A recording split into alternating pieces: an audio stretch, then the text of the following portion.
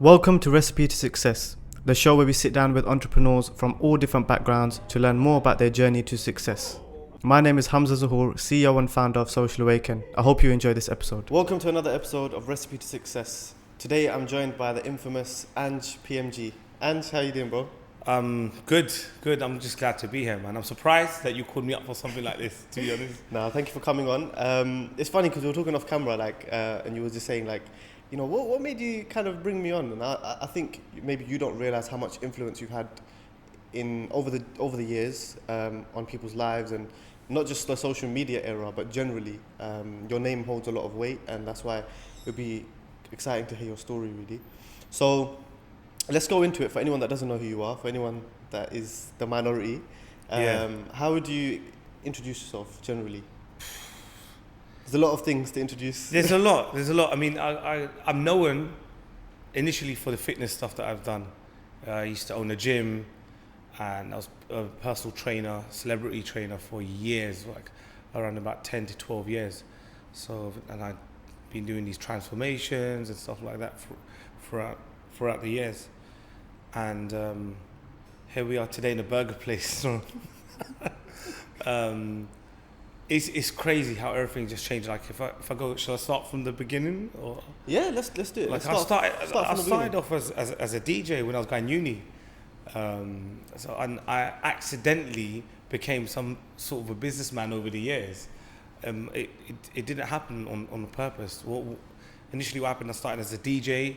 I used to DJ a local club / bar in Ilford in East London. Yeah, believe it or not. And it's near Essex. And then it was just sort of weekend. It was a weekend thing. It was alright. Just all the boys would get together. We had one MC, one drummer, and do you know what I mean? Off the back of that, at that time, my uncle had opened up a gym. So we was obviously, you know what I mean? I've done my courses at PT, and then I'm DJing on the weekends. As time progressed, I started a record label again by accident, because I've got the MC, I've got the drummer, I've got founder producer. Now we've started up this, PMG thing where it's like, okay, they've owned the gym, and we've rebranded the gym now, and then we've got this music thing going on, and it's just turned into something. So it went viral 12 years ago, like before YouTube was YouTube what it is now. Before let's pause for 1 second, because there's going to be a lot of younger people maybe watching this that don't know what PMG is. The older audience will. But yeah. How would you describe PMG? What is PMG? What's the movement? Like PMG was a little community of people that were just into their fitness, musicians, and they would all come to this one place, work out, and make music like at the same. Like it was crazy. Literally, we had half of the grime scene coming there. There was videos of like Boy Better Know in the early days, like Skepta, Jamie, there's Crazy Titch, Jammer, like all of these people. We had a whole grime scene in that era. It coming was raw grime, and the gym was raw. Everything about it, and it was amazing. It was something that you could never replicate or you could never create again. And then what's happened is me and my cousin Naj got invited to the House of Lords, and we got like an award for inspiring the younger generation, because we'd been in the game for about 7-8 years, because we'd started so young. Then my dream of becoming hitting number one on the Asian network happened with the Bollywood Skank, and we done the gym anthem, like don't be lazy, go to the gym, get yourself down and start pumping. I won't go into it, but it was hilarious and it was fun. And then, so I've built up a following of this. Then I got approached to do Desi Rascals, because they were like, we've heard you. But prior to that, I've opened up the gym in Harrow now. What year was this? This was 2014.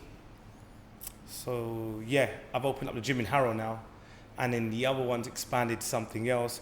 What Pure Muscles Gym has become now, what Naj and Imran have done, shout out to the brothers, is crazy.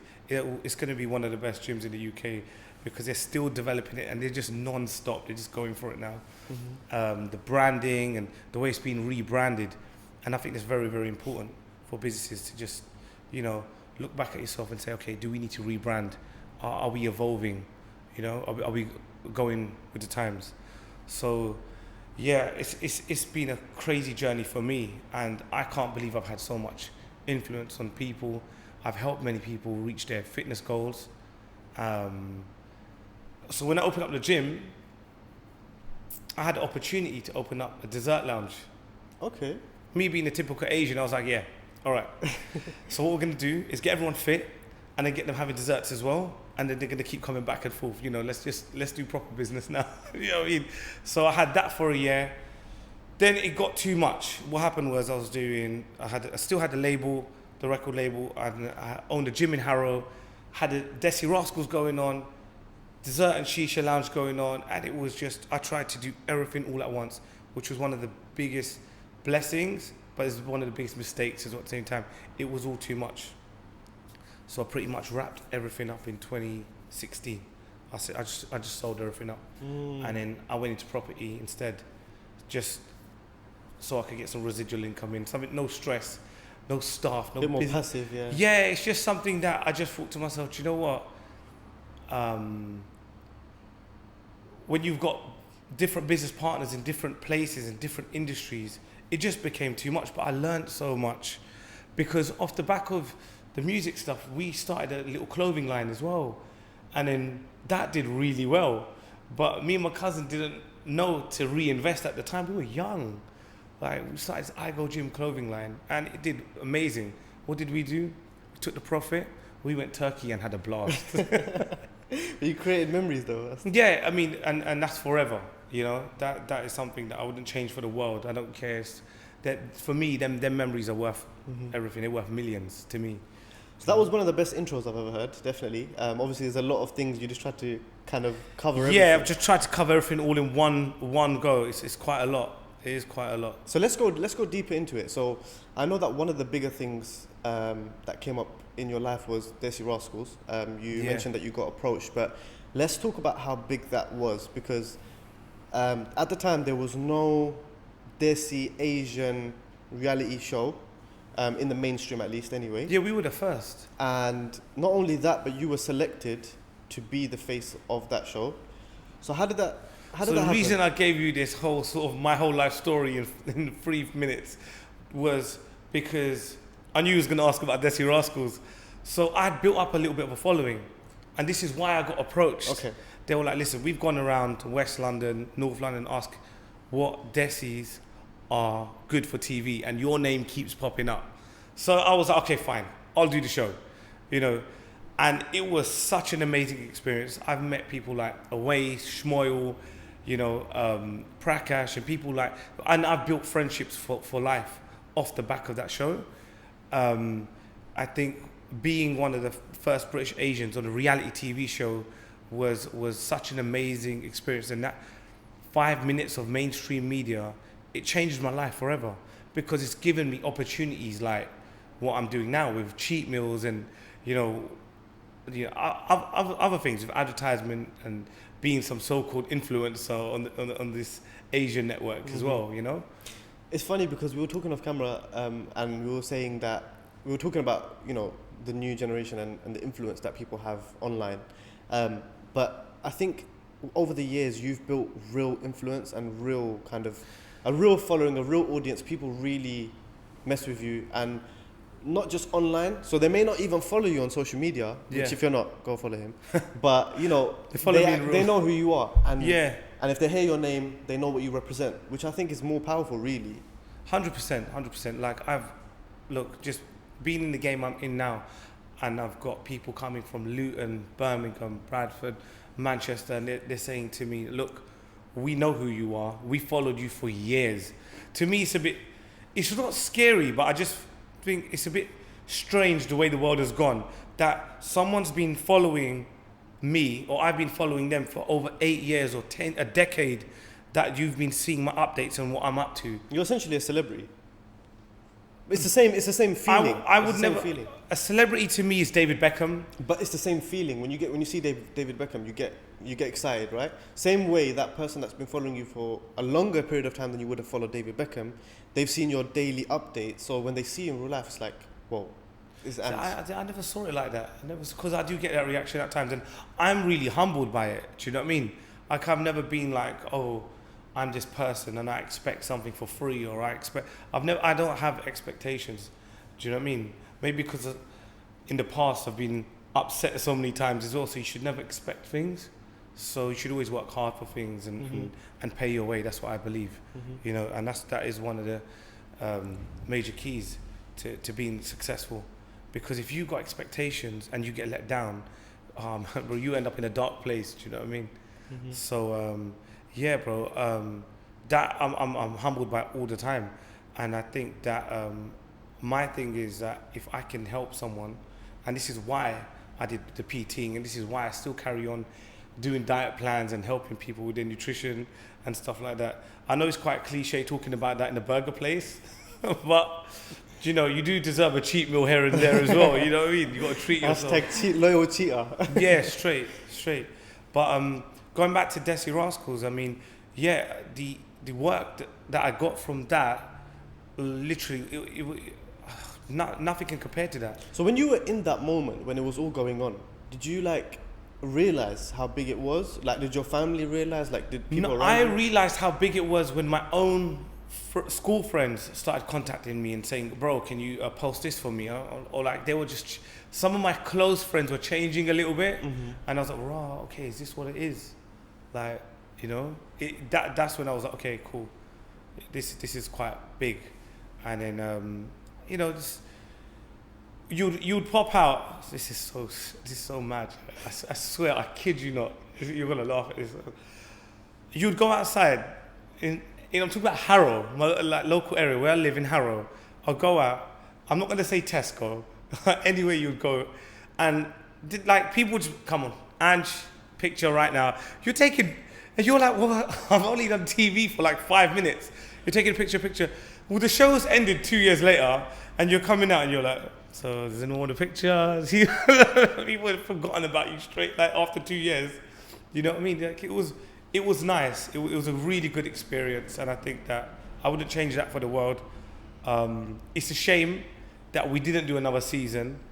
There was too many arguments with, you know, when it's TV, directors and producers and cast members. So we ended up leaving because it kind of did sell us a dream.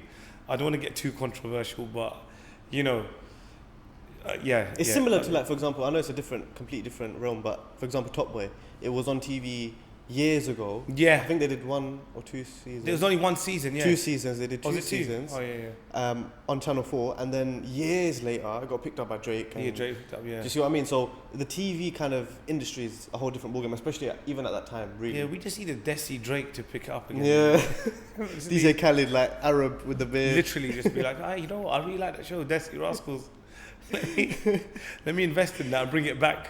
That'll be sick. So you mentioned, you know, that people were changing a little bit when you started doing it, and then 2 years later you were like, where's everyone that wants to take pictures? How do you deal with that? Because obviously a lot of people nowadays, they have a bit of a following on social media, even if they don't have real influence.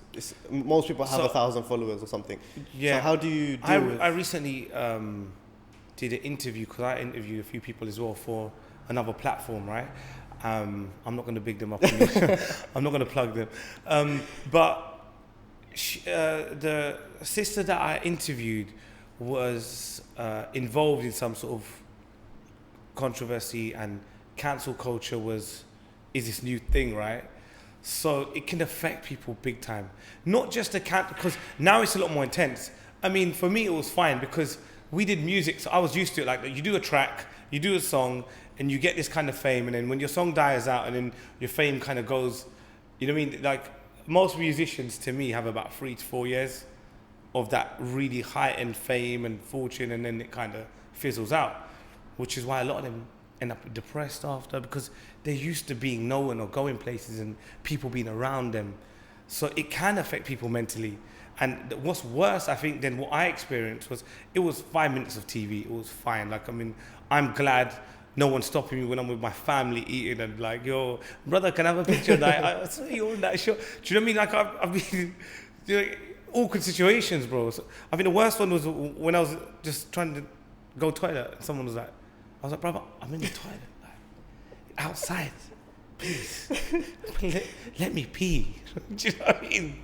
Like, you know, I've got my willy out. No, I'm joking. But what I'm trying to say, bro, is that, you know, it can affect people. And I think nowadays it's a lot worse because you could say the wrong thing at the wrong time and that could spark a massive online sort of, I don't know, trolling and hate towards you and that cancel culture. You're finished. It's interesting because, you know, like people that don't really have an influence or maybe they don't have a following, right? They idealize people that, like yourself, for example.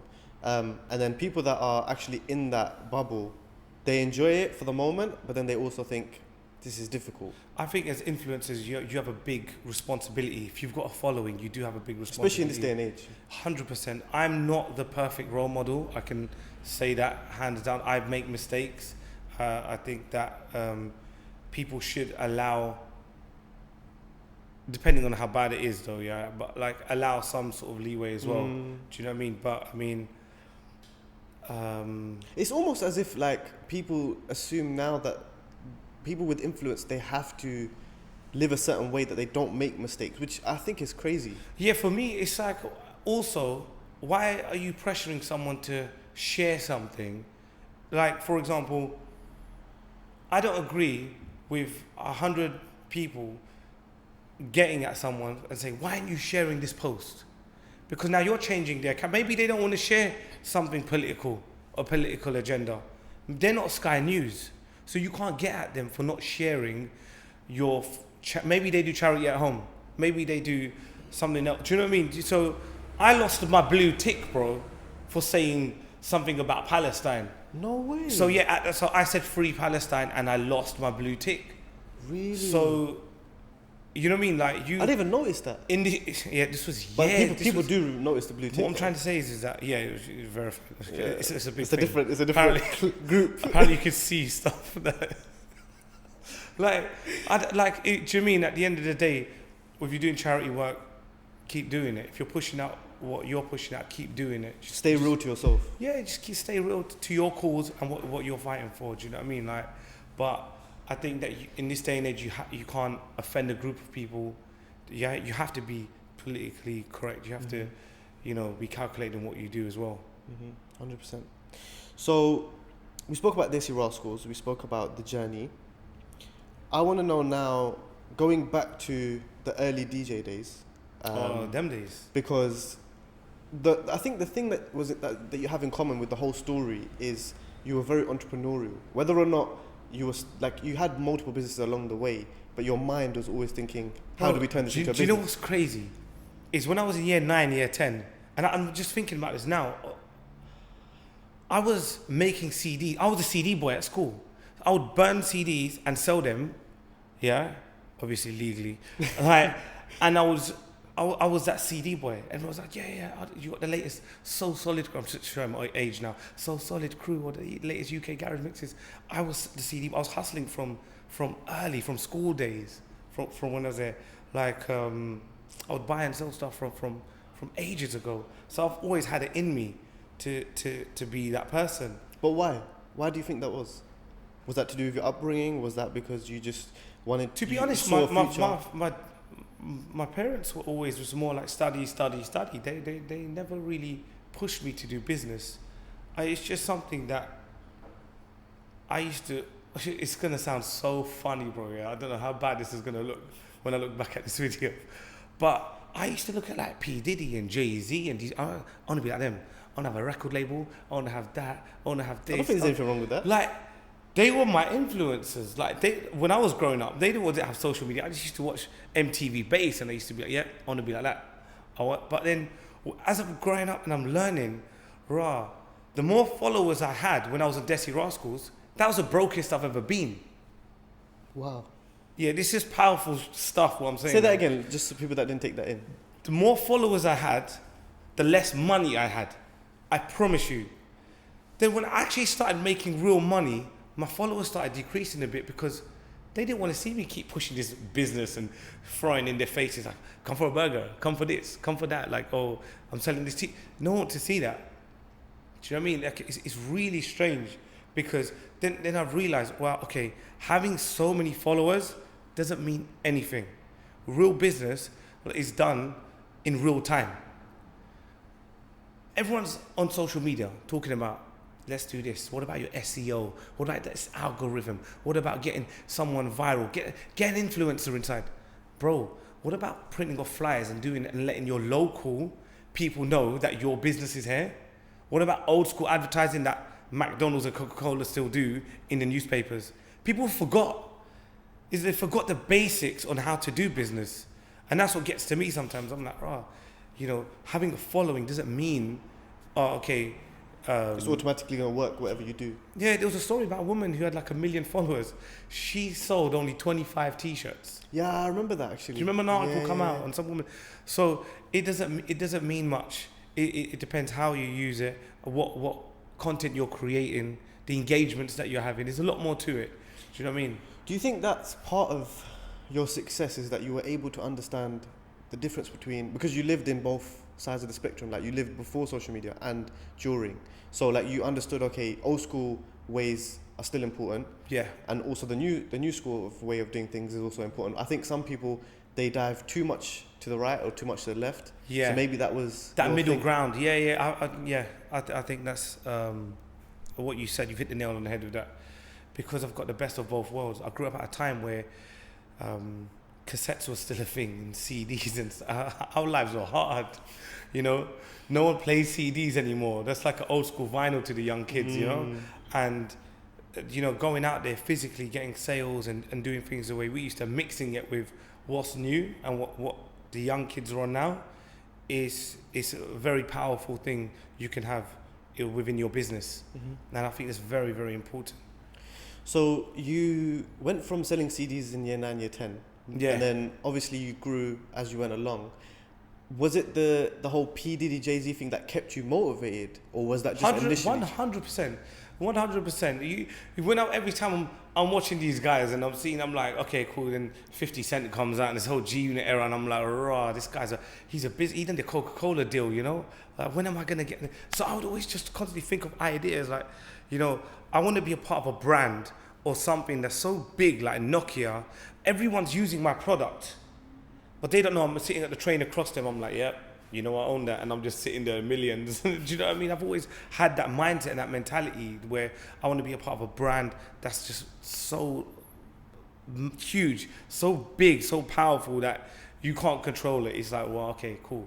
We know he was behind it and he helped that, and he's high up in there, That's a beautiful segue, because you started talking about branding. Yeah. And we're in a place that could not be branded better, I think. Your involvement, there's a lot of people involved and that have helped make this brand what it is. Yeah, but definitely. Branding, I think, is everything in this day and age. Yeah. Was that always very important to you, branding, like in terms of actually creating that brand? I think for me, I've always been a creative, and before the word creative was a thing, I didn't know. Do you mean it was, from my early music days and making CDs and artwork and stuff like that, and trying to get people's attention and make something eye-catching and stuff like that. Like I've made so many mistakes, and I've learned off them mistakes, which is why we are here now with a brand, and we've branded it a certain way.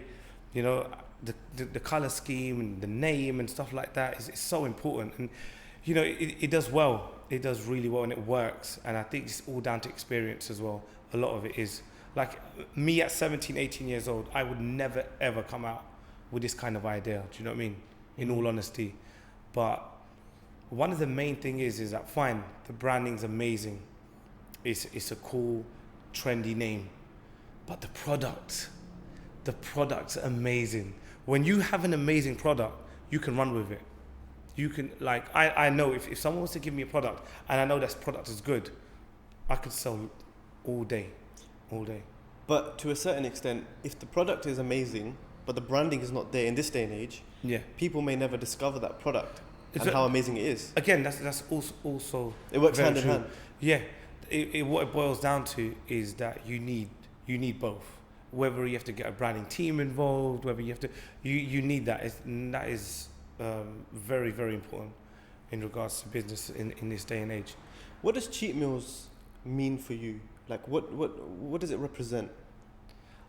I think in the near future you'll find out, but to me it means the world at the moment. Like, and I probably will going forward. It will mean a lot more. I think that it's going to be a brand that's unstoppable, and I'm just glad I'm here early. I'm here early. To me, it's an amazing product. It's a trendy brand, and I'm just glad to be a part of it, to be honest. So 2016, you kind of got a little bit, I wouldn't say tired, but you had a lot going on in multiple different industries, multiple different businesses, and you decided to go down the passive route. Was it Cheatmeals that got your love for being an active You know what person happened? again? So in 2016, I was technically at my lowest point. You could say financially, my money was stuck now in properties. I've had to work, so like I've had to actually get a normal job. But did you, because you made that decision, right? Yeah. You made that decision in terms of I like, said, you want to okay, step back. because I got married, Okay. and then I had a kid. So I said, okay, I've got this income. Now I need to work, yeah? And I hate working for, like I like working for myself. I don't like working for others. I've always been like that. And yeah, I did struggle a bit. And I was a social media content creator for a massive vape company for a while. And the job was amazing. But I just still didn't feel like it was, it wasn't my potential. I can't work for people. I need to work for myself. I need to be my own boss, if that makes sense. I've always been like that. So I'm quite stubborn. But I knew I had to do that for that time.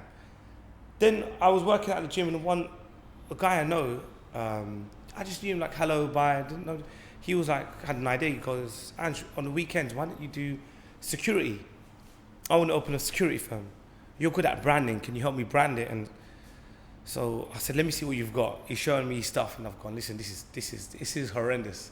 This is terrible. This is the worst logo and sign I've ever seen in my life. No one's gonna take you serious. He goes, please help me, whatever. So we done a deal. I've branded it all for him and everything else. The security firm did so well in 2016, 2017. I've had to leave the social media job I was doing now because I'm making triple the money now. I'm like, whoa, okay, this side project has now become a main project. Then I've had to train and get big again. Did you get that? Was that the thing that got your hunger back? I think that's what sparked the fuse for me. For me, it's just because I got me back training. Like, you know, sometimes when you're working out, you reach a stage where, okay, it's just the same. You're not going for a competition. You plateau a little bit. Yeah. So I was at the same stage. I was just going through the motions at that point. And then when we started the security firm, it kind of just sparked it again. Like, yeah, got big. I've shaved my head again. The old Anj just come out. The bald Anj just come out. And yeah, I felt good. I was at work every day. Yeah, my wife was very, very unhappy me doing security because, number one, being a security guard is not seen as the most lavish job in the world. And you have to remember, I've finished Desi Rascals, but I didn't see myself as a security guard. There's also an element of risk with security, right? That was the main thing. She was like, listen, forget what you're doing. I don't care if you're a dustbin man. You're bringing home the bag, innit? I don't care. You're bringing home money. You're providing for your family. It's fine. She goes, but Anj, you've nearly been stabbed twice. You've seen a gun physically pulled out. Do you know what I mean? Stopping this area with this area, beefing outside the shisha lounge. Like, what are you doing? And I was like, you know what? She's kind of right. She's got a point. You know, like, because I didn't go corporate. We started the firm in very raw location where they needed security, where the money was good. So even though I had guards in certain places, it was such a good experience for me. Again, when I look back at all my experience, clothing line, owning a gym, owning a record label, I've worked in, you know, sales, like selling phones, being the CD boy, being all of these experiences, and now I've had a security firm. So it's like, cool. I'm just like, all of these experiences, TV, and it's brought me to where I am today. What happened was one night, we'd finished the shift, I took all the boys to Cheatmeals, because Rainers Lane was already open. Come now, I was eating. One of the guys sat down and was like, Anj, I know your family. I know your family for good family friends. You're really made for this, by the way. I love how you went from the story to Cheatmeals. Yeah. Making my job easy as a host. Exactly. Literally, so I took all the security there, all eating the burgers are banging. That's not even a plug. You should try it. Like we eating the food, and then one of the guys involved was like, "Listen, you're doing something that's quite dangerous. Your job. You're a grown man now. You got kids, Anj. Trust me. Come in with me on this. Like, it's a good investment. It's a good, like, do you know what I mean? So we spoke about it and stuff. Had a little meeting, sit down. It made sense. I sold my share for the security firm. I've invested in, what I think is reasonable. But something happened that changed me. When I find out I had to serve fries and clean toilets, I was like, brother, I can't do this, The first week I was like, this ain't for me. Forget it. I don't want to, like, it's not glamorous. I went home and my mum, I spoke to my mum. My mum's like my best mate, innit? And she was like, Anj, what's your issue? And I was like, look, I've just come off a TV show, yeah? I've got my own security firm, yeah? I've got 30,000 odd followers. People are going to see me serving fries. Then I stopped. She knew, it hit me then. Why have I got this pride? That sense, that little bit of pride that I had. What? Because I've got followers. Then she reminded me, she goes, were you not the most brokest person? All of you said yourself, oh, Mum, I'm at my lowest, even though I've got the highest amount of fame and followers right now. She goes, so where's this pride coming from? Are you all right? Do you not have a vision like for this? And I was like, I do. She goes, you know what I mean? She gave me a clip around the head. You know what? I needed to hear that from Mum. And ever since she spoke to me, I've just non-stop. I'm just going for it all the way with Cheatmeals. And and one of my friends was like, Ange, the way it looks, you don't look like you're just, it's different. Do you know what I mean? So it's much more than that. And I've learned from this brand that working hard, genuinely working hard, it gets you really far in life. You know what I mean? A lot of people come in, they say to you, oh, you must work hard. No, bro, you have to work really hard. You have to have them sleepless nights. There's been times where I've done 14-hour shifts, 7 days a week, for 5 weeks. I haven't seen my family. I'm phoning my wife, like, all right, Wednesday, yeah, let's catch up. Do you know what I mean? I'm on a date with my wife. We're catching up. Like, so, how's the kids? Were they all right, yeah? Cool. He started school. He said another word. Show me a video. But that's the grind. This is the life that we chose. It's sacrifice too, right? Yeah, but it's temporary. It's not forever. That work, like setting up the place. No one knows that halfway through the build, I've had a fire. There's been so much. Everyone sees the end results and this nice place you've set up. No one's seen that, oh, the builder might have messed up something and the whole electrics went down. You know what I mean? But it's the journey that makes you. And you're there for like 8 or 9 months to build. So, in all that story, it was like, the main thing from that story that I kind of saw was that the importance of family and also the sacrifice that goes into it and the importance of having a good partner as well. Yeah. I mean, a very wise person who's in the same industry said to me, Ange, I'm going to tell you one thing. You need a good partner that's understanding. You're going to miss the most important family functions. You won't get any social, like you won't have a social life. Like everything he said, he hit the nail on the head. I saw my kids at a certain time grow up through a FaceTime, through a phone. I would get emotional. They come to me at work and, do you know what I mean? Because of that sacrifice I've put in. But sometimes for your family, you have to. If you want them to have a better life, you have to sacrifice your time. Mm-hmm. As much as I hate doing it, your business, your brand won't be as big. You have to physically be there, And I've sacrificed a lot of time for this, and it's definitely paid off. I can't say, like, I know a lot of people in the food industry, and they're making good money, but for them it's not worth it. They appreciate, their family life and a much more simple life, but I'm looking way ahead for me. And like I said, it's temporary. It's not forever. So if you've got an understanding family, understanding wife or husband, it's very important that you have that. You know, I'm sure influencers go through this all the time. 100%. Are doing like serious business. But you're speaking from hindsight. So how did you get through those dark days where deep down the business was only just getting there and you're having to sacrifice family functions and seeing your little ones grow up and things like that? How did you get through those dark days? Boy, I think when you've got a clear vision, you can picture something, you know what it's going to become, and your vision has to be so clear, and the end goal, you know. And I gave myself a time. I think that's very important. I said, listen, I'm doing this for 1 year. If in 1 year I don't have this and this, then this isn't for me. I failed, because I'm not sacrificing another year of not seeing my family and having to work and, you know what I mean, and in this grease and do fries and do this and do that. Do you know what I mean? But it worked. I think the important thing is time. Give yourself time. But obviously be fair with it as well. Don't say, oh, I'm giving myself 3 months, and if I don't achieve this, like, set realistic goals. You know what I mean? Like, I hear that all the time, and I've implied that myself without even knowing. Because a lot of people are like, hey, set yourself targets, set yourself goals. And I'm like, what do they mean? What do they mean? Set yourself targets, set yourself goals. Now I understand. Realistic goals that you want to achieve. Because when you have achieved them, then you say, okay, cool, that was worth it, because now I've got this, and this. So yeah, that was important. That's what kept me. How do you stay clear mentally though, like mindset-wise? Was fitness a big part of that? Bro, I was going through anxiety through the whole COVID because I couldn't work out. I did 1 burpee at home, and I was like, I'm not doing this. I've had to, you know, grab equipment from places because I love weights. Weight training, you know, it's my favorite. It's my thing. So for me, that kept me going. And if I don't get to work out, I'm not myself.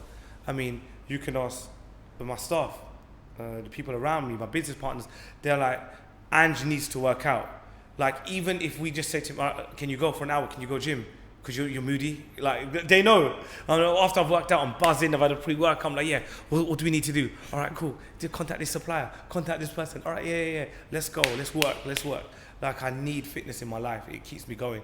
It will make the normal person tired. But no, I'm opposite. It gives me more energy. Yeah. At this point, what are you working towards? What is your vision? Obviously, I'm sure you don't want to share all of it because you want to keep some of it close to your chest, but what are you working towards? To be honest, like I said before, I just wanted to be a part of a successful, very, very successful brand. You know, have that out there.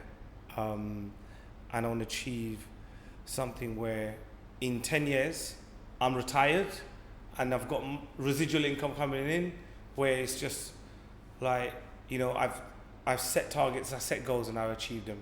Because everything in the past I did. Like I said I was going to do it, and I've done it. Mm-hmm. Yeah. And now this is like, it gave me the stepping stone to where I am now. So if I set targets quite high, I mean, they say, you know, if you aim for the stars, you hit the sky or something like that, isn't it? And you'll be happy with that. Yeah, and I'll be happy with that, to be honest. You know. Amazing. So I definitely want to go into what the future holds and a little bit about lockdown as well. But before we go into that, I want to go back a little bit because we were speaking about influencers and how followers don't necessarily mean you have money. And I think a lot of the time in this generation, you know, people get lost in the whole success kind of, you know, the KPI of success, but they don't know necessarily what's involved to get to success. They just want the success and the lifestyle that they see online. Now, you mentioned growing up, P. Diddy, Jay-Z were, you know, the guys for you. And it was a different time, right? It was before social media. You could just see part of their life. You couldn't see the day-to-day. Now people can see the day-to-day, and they're very careful about what they share as well. So for people that look on social media and see winners, or what they think is winners, and that makes them depressed because they feel like they've got nothing going on in their life, what would you advise them? Step back, because all you're going to see on social media is people's best days, not their worst days. You hardly see funerals on there. You hardly see anyone sad on there. You hardly see anyone failing on there. All you see is everyone smiling, happy, in a relationship winning, their best clothes, their best haircut, looking their best, who's gonna post an ugly picture of themselves? Who's gonna post a picture of themselves, in the morning straight away and say, this is me? No one. Because so that's the false perception that you get, and then that's the harsh reality of social media. It gives you it's a fake world that's been created for you to think that this is what success is. When success, we know, common sense. But maybe I'm a bit older. I'm just talking to the youngsters. But that's why I'm interested to hear your opinion, because you are slightly older, not old at all, but you've seen life in both kind of sides of the spectrum, and you've been able to get through it and also kind of motivate younger people in your businesses as well. I actually feel like I got caught out in social media myself. I actually got caught in the hype myself, because that story I told you about, that little element of pride that I had of having some followers, I didn't want to clean or mop the floor, because why? Oh, I've got a few followers. Do you know how stupid that was? Do you know how dumb I felt? I felt so stupid at the time. I was like, no, that's not the real world. Do you know what I mean? So that's the example that I give to everyone. Who's going to do it for you? At the end of the day, everyone out there is just going to be posting their best days. You don't know the guy who's got a Rolex, he's paying that installments. You don't know if that car is a rental. You don't know the truth as to what's going on. That person who you think is killing it in business might be in the hundreds of £1,000s debt. It's real talk. And they may even be depressed, and you're looking at them like that's the ideal life. Remember, their expenses go up as well. Their lifestyle changes as well. So if you can keep your expenses low and keep your lifestyle the same while you're earning more money, you will forever be smashing it. You know what I mean? This is definitely going to go down as a golden episode for sure. Do you think so? A lot of nuggets for people to take. But let's talk now about the past few months, because we spoke a lot about your journey, and I think a lot of people will benefit from that. But lockdown, obviously you were locked out of the gym. Yeah. At least you got some quality time with your family, maybe that you wouldn't have normally got. So talk on that a little bit, your lockdown experience. I think that I had the most blessed Ramadan ever.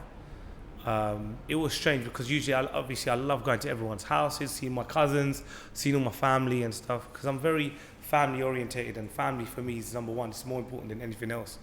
But it was we did so much charity work this year, and I think that's why I've been so blessed this year. At a time where businesses are closing down, we're trying to open more. So it benefited me in that sense. And I think that the time that I spent with my family their memories again are forever.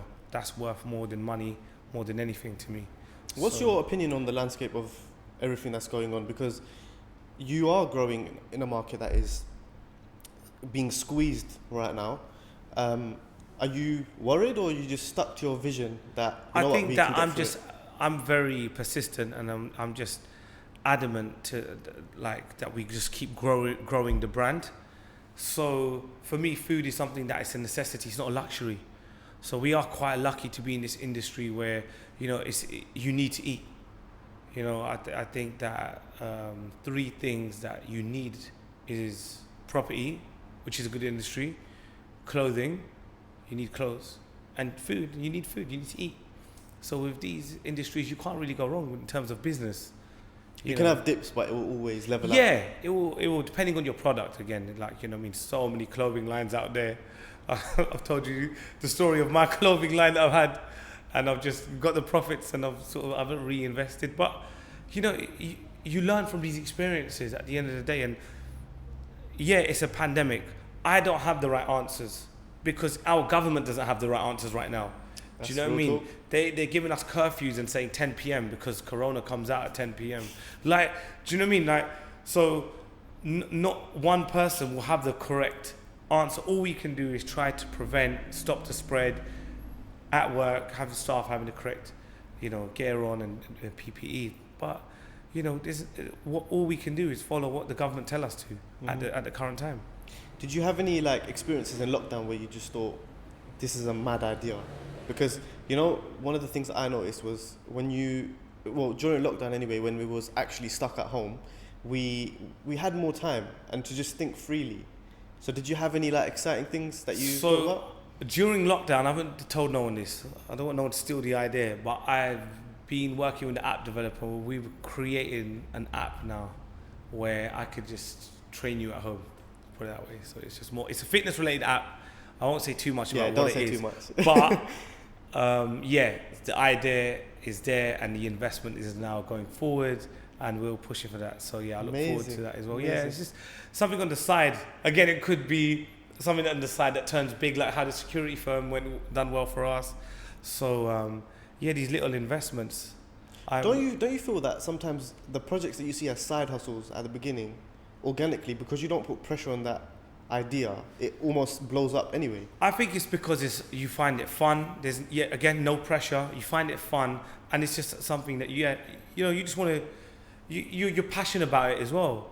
Do you know what I mean? When you're passionate about something, most of the time you win, because you have that drive. No one's willing to go the extra mile. That passion in your heart, you're gonna go that. You know what I mean? That extra mile, bro. I never thought in a million years, at the age I was, 25, 20, I would own my own gym. I've owned a gym. That was my dream. And I wanted a burger place, and here I am sitting here I'm like, everything I ever thought. Is this the law of attraction? Is that an element of it? But it's all happened for me. Like, alhamdulillah, all praises to the Most High. I've got pretty much loving family. What more can I ask for? Do you know what I mean? It just keeps me so humble. But it's just gonna keep me more motivated and go harder, isn't it? Mm-hmm. Because there's still a lot more for me to achieve. A lot more. So what else can we expect from you now? We've spoken about the app as well that you've got going on. What else is going on right now? I'm a part of a platform. This is Asia TV. We started that as well recently.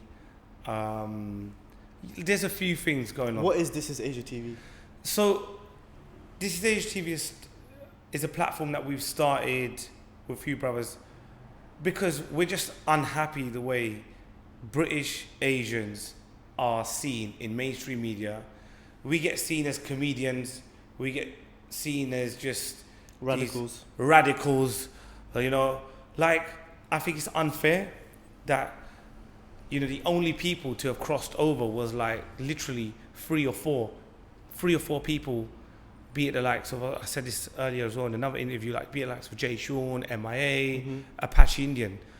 So why don't, we've got enough from the Asian network, big up to them as well, but there's still so much more talent out there within British Asians that I want to showcase and put out there. And it's not about money, it's genuinely about showcasing British Asians as normal people and saying, look, they are artists, they do art, they do music, they've got talent, they've got this, they've got businesses. Do you know what I mean? Mm-hmm. Showing them as normal, as a part, as an integrated part of British society, bro. I think that's so important. It's so important. Mm-hmm. So it's just something that started again on the side. So let's see what happens with that. Hopefully we can get that massive. So if you've got anything to promote, we're gonna repost it from that as well. Anything, podcasts, makeup, fitness, everyone and anyone that's involved. And you don't have to be British Asian to be on there. You can just try one of our Desi dishes. Do you know what I'm trying to say? So it's about integrating things a little bit as well. Exactly, and it's just showing that real element that we're normal. And we can actually progress in life. Do you know what I mean? So there's a lot going on. I don't think I'll ever be one of them people that just can sit still. I always need something to keep me buzzing. Some sort of business going on. It's funny because if you look at previous times in your life, you had a lot of craziness and then you slowed it down. But now I think you've got a lot of craziness, but it's all good things, and you've learned over the years how to control it and manage it.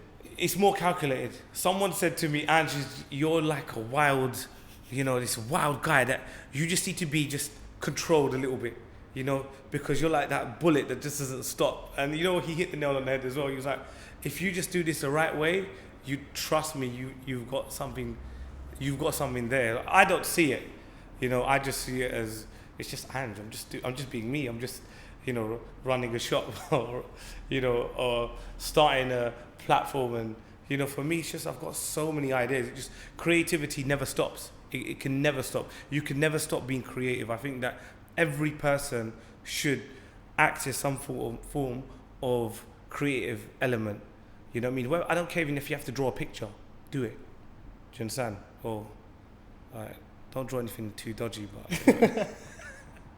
It's about expanding your mind a little bit. Do you know what I'm trying to say? Is that because I think within our community as well, we're taught just, be an accountant, be a solicitor, be a this, be what you want, man. Just love what you do and have passion. That's it. That's amazing.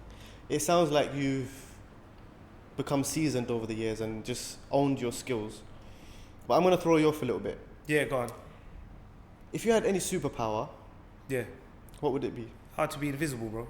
Straight off the bat, yeah? Yeah, straight. What would you do if you were invisible? I'd be a creep, bro. I'm joking. I would actually be like, I want to know what people actually say about me. So I'll just chill in the shisha lounge, like, you know what I mean? Just be like, oh, is that what you really think? Yeah? All right, cool. Then I'll give you that invisible little punch. And then you're like, oh, no. Yeah, I would want to be invisible. Just, where's Anj? Yeah, he's gone.